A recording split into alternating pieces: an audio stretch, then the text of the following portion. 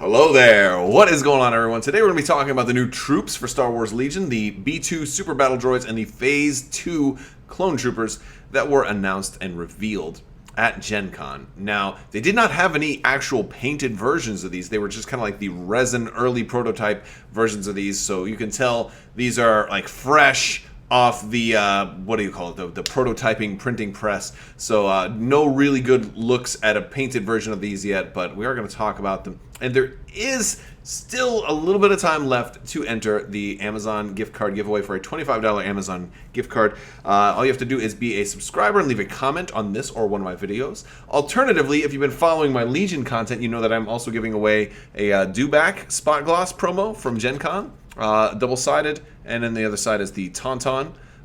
So it's a really cool promo from GenCon, and this will also go out to one lucky subscriber for being a subscriber and leaving a comment on one of my Legion specific videos. And the winner of this contest will be announced, I believe, tomorrow for a video at some point tomorrow. I typically will announce winners at the end of videos, so make sure you watch all the way to the end. And yeah, good luck to you. And of course, if you don't miss this one, or if you don't win this one, there's plenty more coming out. So also there'll be more promos, giveaways on Patreon as well. So stay tuned for that. With that being said, there was a lot of stuff come out of GenCon. I am still playing catch up.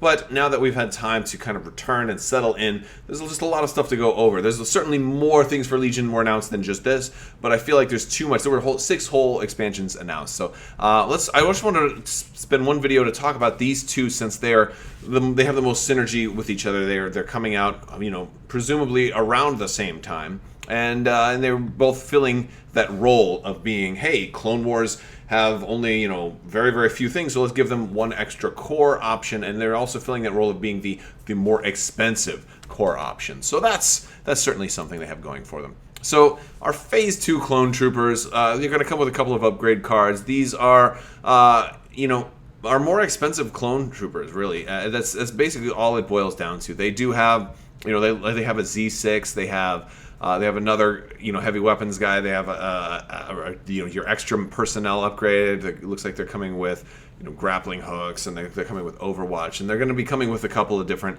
upgrades. Another grenade that's not revealed yet at this time. Hopefully it's a new grenade, but if not, then there's really not a whole lot of new stuff to come with these guys. Now, look, the great looking sculpts, they're going to be fun to paint. I'm really having a good time with the Clone Troopers so far. The Phase 1s have been a blast to play with, to paint. The Clone Trooper subtype is already, the fact that they're clones already means that they're able to share those green tokens. And these guys are also clones, so that's cool. If we zoom in and look real close at the card, we can kind of talk about it. Now, 60 points is not cheap, my friends. 60 points is expensive for a core unit. So that's already, you're getting 4 minis, so that's good. But woo! Phase 1 clones were already expensive enough. Phase 2, even more expensive. Now, in many ways, they're very similar to Phase 1 Clone Troopers. They're a total upgrade, though, in that they're just gaining more things, but at a significant cost. So they still have fire support, but they also gain reliable, which is nice. At the start of the activation phase, you gain a surge token. Surge is always nice, right? Unless you convert one surge to either a hit or a block. That's cool. They also gain training as an upgrade that the Phase 1 Clone Troopers don't have. Training is going to be a rare thing that you don't often see on core. We did start to see that with our Rebel Veterans and our Scarif Shore Troopers, so it's something that kind of your elite core units will begin to have.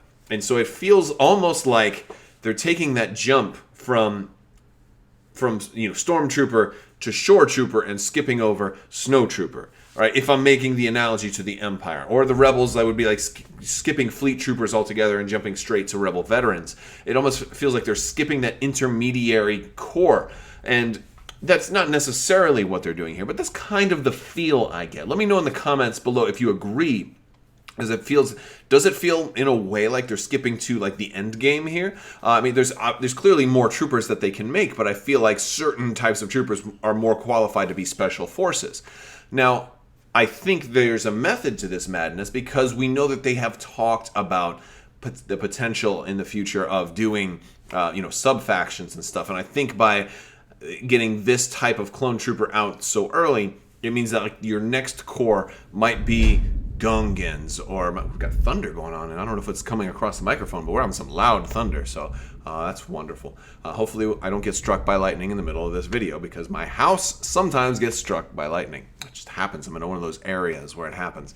Anyway, but yes, so we're having, now I lost my train of thought. So yeah, I feel like the next core trooper option may be like a drastic departure from this mentality. Maybe we'll see Gungan troopers next or something like that that are just totally different. But I feel like we're getting our elite, are very expensive, and with this particular point cost, I feel like we're kind of venturing into the cost of a special forces unit, because they're clearly superior to the Phase 1 clone troopers in every way except for cost. So unarmed, they roll a black die. They still have that, that black die for ranged from 1 to 3. Still have really strong ranged attack. Speed 2, just like normal. They are clone troopers, so they're going to get the clone benefit. And they have the red defense die. Only 1 health per mini, but 2 courage. So like a real nice core unit to have. Very less likely to panic. Also makes a good option as a battlefield commander. I would suggest that you at least get one of these, and consider running at least one, maybe only one, in your units, just because they'll make for an excellent battlefield commander if you do lose your commander. And this is something maybe specifically for builds that are not running dual commander and not running an operative. At this time, we don't even have any idea which operatives are going to be available for the 2 new Clone Wars factions, but I think in the absence of all other things, for most lists early on, which will be primarily Obi-Wan as your one and only commander, I think having a single Phase 2 clone trooper in there will give you a lot of flexibility in case you do happen to lose Obi-Wan. Then you can, and Obi-Wan's hard to lose, by the way. He's got a lot of tricks to stay alive with his little hello there. I love it. But these guys are kind of cool for that. But at the same time, I feel like I don't know if the point cost is justified, because what are we really getting? We're getting extra courage, and that's cool. I mean, the courage is fine, and it makes sense with a red defense die. You may get shot, and you may be able to cancel a lot of those results. But it's a lot of points for not a whole lot extra. Now, I think where all that extra points are really going into, part of it is going into the courage, but I think reliable 1 doesn't seem all that great on the surface. But the fact that it's for all of them, if you were to max these guys out, the fact that they're clones and they can share tokens is different, because it means you're not just getting reliable 1. You're really getting, like if you ran 6 Phase 2 clone troopers, you're getting reliable 6. It's not going to stack everywhere, but you can pull from whoever else you need. As long as you're keeping them close together, you're going to be able to convert 6 surge. And, so that's pretty cool, like total, and on top of that, there's other things that are going to hand out additional surge. So at minimum, you're going to have that 6 surge. You also know that at minimum, if you don't go first, you're going to have at least that surge for defense, which is really good with a red defense die. So like that reliable 1 may seem like it's only 1 surge, but you have to think about that clone who's just out of range of both shooting and being shot, that really doesn't get to do anything on a particular round, that can always contribute his surge to his buddies that are farther forward than him. So that sort of thing, I think, is going to be valuable. So reliable 1, at first glance, doesn't seem super great, but I think once you start playing with it, having actually played clones now, I can see the value in having, multiple spare surge. Even if you mix them with Phase 1 clone troopers too, and that's something you do. You send your Phase 1s up there ahead of time. These guys stay behind. Even if they don't get to take that action, maybe they're going to aim and dodge or whatever and just support the Phase 1s with all the extra tokens, leaving these guys for later to kind of mop up after the fact. So there's that. But I think the other thing you're paying for is the option to take that training upgrade. And 2 particular training upgrades that I think would go really well on these guys. I think Hunter's a great option to be able to put on them. Attacking a wounded, like a free aim token is going to be great. And the reason I think it's going to be really good on these guys is because they're clones. In case you happen to roll really well and don't need the aim token, well, then you get to just save it and give it to your buddy, right? So like it's got a lot of, it's a double duty. It's like extra good on them. So I really like Hunter. Additionally, I mean, they're coming with Overwatch, but I think Sentinel is going to be a great option on clones because of the fact that they can share green tokens. Now all of a sudden somebody else can use an Overwatch. Somebody else can take that standby, and and just just trigger it. And, gosh, that's cool. That's just cool. So I mean, like, you can really get into some, or have one with Overwatch, one with Hunter, and you're just sharing the green tokens. Like, that's the thing with these clones, is they're really expensive, but that flexibility to share green tokens is super good. It's super good. I love it, and I feel like it's thematic. I feel like it's indicative of their brotherhood, because they're clonehood. They're all Boba Fett's, guys. They're all Boba Fett's. I should have worn my Boba Fett shirt. But Panthro's cool too, because Super 7 just announced some new Thundercats, even though they're like the exact same as the other Thundercats. So I don't know. We'll talk. I don't think I'm going to make a video about that, but we'll see. So yeah. Now we got our B2 Super Battle Droids. These guys I'm a little more excited about because they're more flashy. Granted, I don't know which one will really be better. The Phase 2 clone troopers seem super solid, also crazy expensive, but also like very, very well balanced. These guys have some interesting aspects going on for them. First off, you got the wrist rockets, like, they're cool. I tell you what I love about these guys right off the bat. Having assembled a ton of B1 battle droids, every single one of them, they're both holding the rifle. So you have this 2 hands on the rifle thing. Makes it really hard to assemble when it's from a sprue, because you have to, if you try to glue one arm on first, then you got to hope the other one lines up. And if it doesn't line up, and if it comes out to here, then you got to break this one off and try it again. So then you're stuck trying to glue the 2 arms together first, and then come to find out the shoulders are too wide, and then pressing them in, and then they snap off here first. And it's just such a pain in the butt. And I ended up with so much glue on my hands, and I almost wanted to make a video of like trying to push it on there and then go to pull it off, but it sticks to your hand as you pull your hand away. And then you grab it with the other hand, and then you do it, and it sticks to that hand, and you got glue everywhere. And my fingers are peeling because I got so much glue all over my hands. And I'm rambling right now, but the beauty here is that won't be a problem with the B2 Super Battle Droids, because not one of them are both holding the same weapon. So you're going to be able to glue those arms on individually, have them do whatever you want. You can vogue if you want to. We can dance if we want to. You can leave your droids behind. So, so the B2 Super Battle Droids look pretty cool. They can actually come with a couple of extra new upgrades. Like, their heavy weapons are, they only have one that goes beyond range 2, so they're going to be kind of shorter range. A little bit closer to the fleet troopers in this aspect. A little bit. Which means that the droids are not getting a core unit with training, which means you don't have direct synergy, which is interesting. And these guys are very, very different. So, like, not even like symmetric at all. Very, very different. So very asymmetric.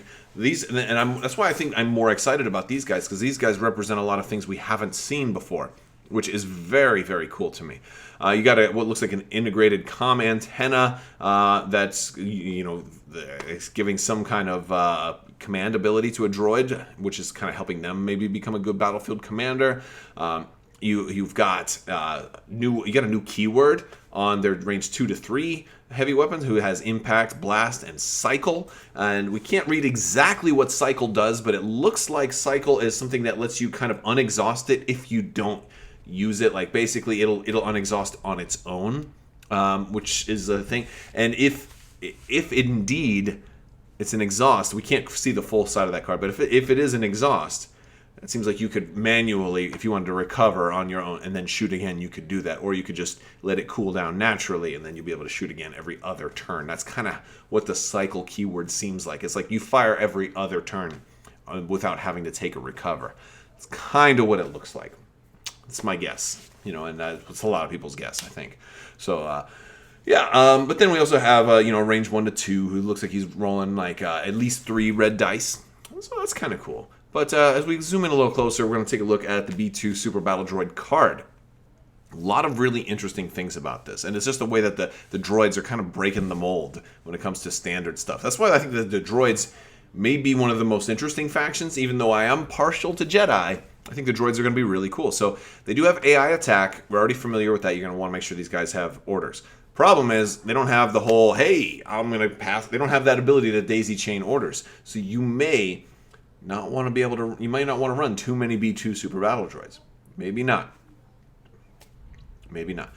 Or maybe you do. Maybe you put HQ uplink on them, to get your own order, fire with your cycling weapon, and then you recover every turn. And then you're just going to stand where you get into a good spot, and then you're just like, boom, shoot, recover, shoot, recover, shoot, recover.